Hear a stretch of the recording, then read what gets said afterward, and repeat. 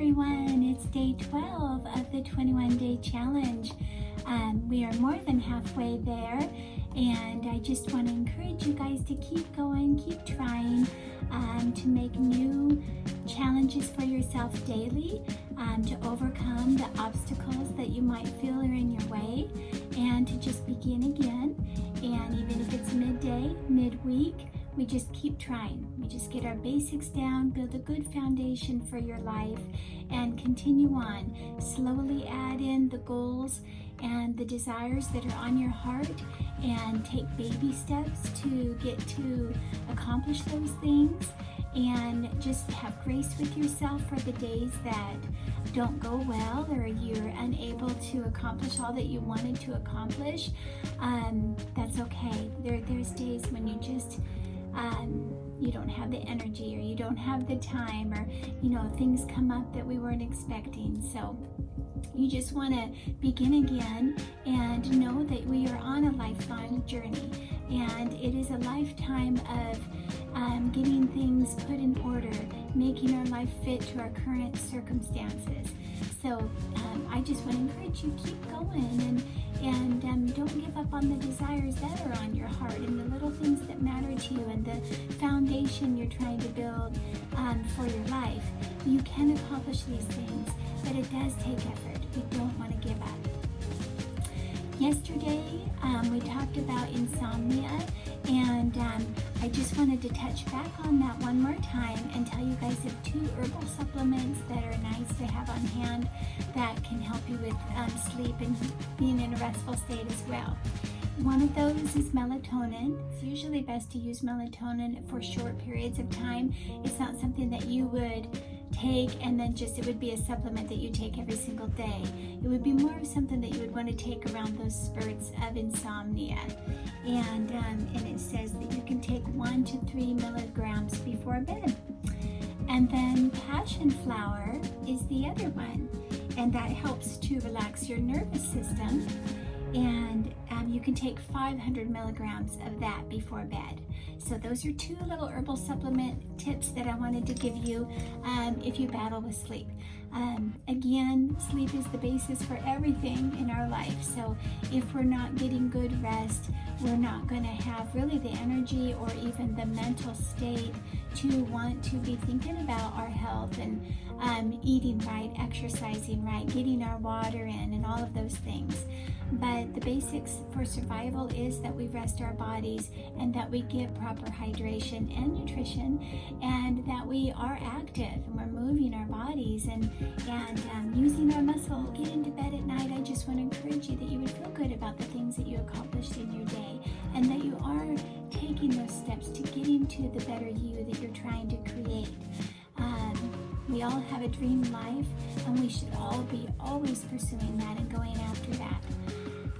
Today I wanted to talk a little bit about purpose, that we all have a purpose for our life, and we all need to discover what our purpose is. And I think that if you don't have a purpose, or feel that you have a purpose, or know what that purpose is for your life, you can be wandering around aimlessly. And it's something that you want to take some time to think about. And I know in my own personal life, from the time I was about 13 years old, I knew that I wanted to have a family, and I knew that I wanted to do it right. I didn't grow up in the best of circumstances, and didn't have a good family structure or unit, and so that was a huge goal for me. And I wanted my children to see a mom that was never give up, that I would be up and be present in their lives every day, that they would see me try hard every day, and that I would make it my effort to be there for them in every way that I can. And I do fail. There's things that I do miss, and I'm not a perfect mom. Things that maybe they might have needed or desired, and those things really pain me and hurt me when I have done that. So it is my everyday goal to try to be the best mom that I can be. And when I climb into bed at night, all of those things swarm around in my head that, one of my children, kind of seemed like they were acting like this today, like they need me, or see that I need to help so-and-so with this tomorrow, and I can reassess everything and try again tomorrow. But I know that my purpose was always that God planted a seed in me that I was going to be a mother, and that was going to be, I had no idea how many children I would have, or that I would one day be adopting, or how old I would be when I was doing those things. I never had a number of children in my mind that I was shooting for. I just had my babies, and they came as they came, and we had our hiccups along the way, and our life kind of unfolded as the years went by. So there was never really a plan or an ending number that I had in my mind. It was just what was in our hearts and what unfolded as life went on. So I know very strongly that my purpose was to be a mom, and I also know what my spiritual purpose is, and that is to be an encourager.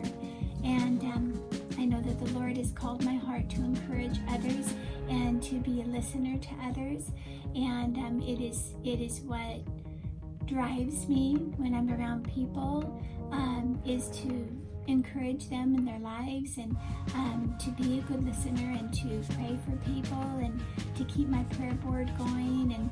And you guys cannot see it, but right up above me up here I have a chalkboard, and the names of many people are on there that I am praying for.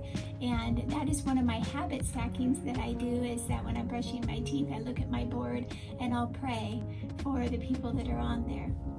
And I also will pray when I feel that they're coming onto my heart during the day.